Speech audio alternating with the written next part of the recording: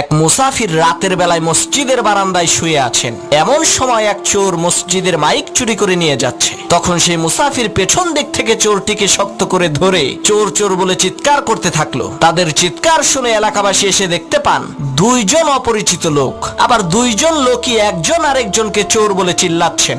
আসলে চোরকে সেটা তো আর এলাকাবাসী জানে না। তখন এলাকাবাসী এই দুইজনকে এলাকার মাতুব্বরের কাছে নিয়ে গেল। মাতুব্বর বললেন, তোরা দুইজনেই চোর, তোদের শাস্তি হলো সকাল পর্যন্ত তোরা দুইজনে আত্মহত্যায় মারা যাওয়া এই লাশ পাহারা দিবি। আমরা কেউ এই লাশের কাছে থাকবো না। তাদের দুইজনকে লাশের পাশে বেঁধে রাখা হলো। তখন মুসাফির বলছে, আল্লাহ, শেষকালে তুমি আমারে চোর বানাই দিলা। আর সেই চোর বলছে, তুই আমারে ধরলি কেন বল? এই কারণেই তো তুই চোর হইলি। তখন সেই লাশ বলে উঠলো, পাইছি রে পাইছি, আসল চোর রে পাইছি। লাশের কথা শুনে চোর আর মুসাফির প্রচন্ড ভয় পেয়েছে। তখন লাশ বলে উঠলো, আমি মরি নাই, মরার ভান ধরেছিলাম আসল চোরকে ধরার জন্য।